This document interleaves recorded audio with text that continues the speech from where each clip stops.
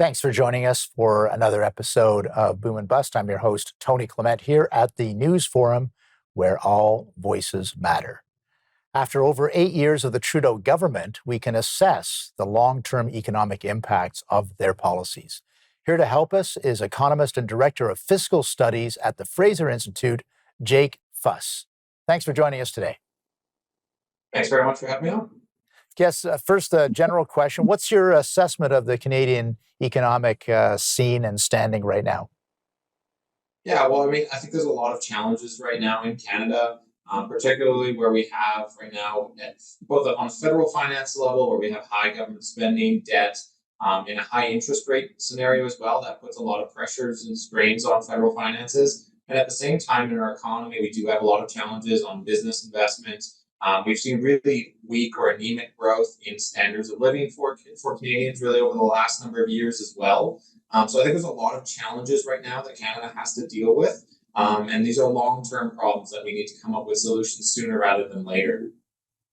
I got to ask this question because I've had a lot of guests on the show last couple of years, and there is some predictions of imminent recession in this country. Really hasn't taken place. Are you surprised at that?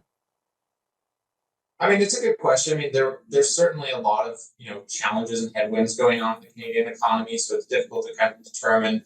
We're in a high interest rate scenario because we're trying to combat inflation, but then at the same time, you do have relatively low unemployment. So there's a lot of different things that the Bank of Canada has to combat during this time right now. But ultimately, there are still significant challenges, not only just in the short term for Canada, but also in that long term when we're looking at the economy too. So when we're looking, it also depends on the definition of recession too. Some people look at 2 consecutive quarters of negative GDP growth. Other people might look at growth or negative growth in GDP per person as being a technical recession as well. So it really depends on your actual definition there. That's a good point because there has been this debate in this country because we have a very high immigration rate right now. So naturally, more people in the country, GDP goes up. But the per capita GDP is a different story. I guess that's the point you're trying to make.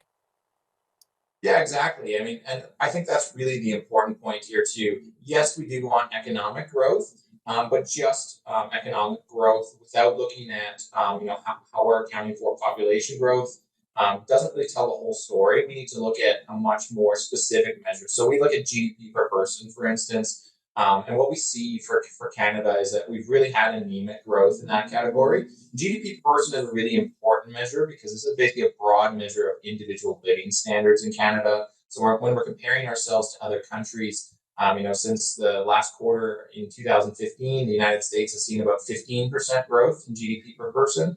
In comparison, Canada has only seen less than 2% growth in GDP per person over that same time frame. So this is a really important measure for us to kind of have a barometer for how we're performing in our living standards for Canada. And right now, we're not doing very well in that category. Let's talk about the Trudeau government. Obviously, they've spent a lot and have also increased taxes. What stands out to you as harmful to Canada's economic prospects as a result? Yeah, ultimately, when we're looking at the amount of money that we've spent really over the last 8 or 9 years, program spending, which is basically total spending excluding all debt interest costs that we pay, that's grown by about 75% over the last 8 years. At the same time, we do now have kind of skyrocketing debt interest costs that have more than doubled over the last 3 years or so. That's really the immediate consequence of this deficit finance spending. We've run 9 consecutive deficits at the federal level as well. And this isn't really translating into economic success, all this spending and all this debt that we're accumulating right now. We haven't seen the gains in economic growth that have compensated for this. We do have kind of mixed results in the economy too, in terms of private sector job creation as well. That hasn't translated as much as, there's been a lot more growth in the public sector, for instance. So it's really, kind of a mixed bag here. And ultimately, we do have a lot of challenges in Canada, and the high levels of government spending haven't really helped us. And in some cases, they may actually be hindering the Canadian economy right now.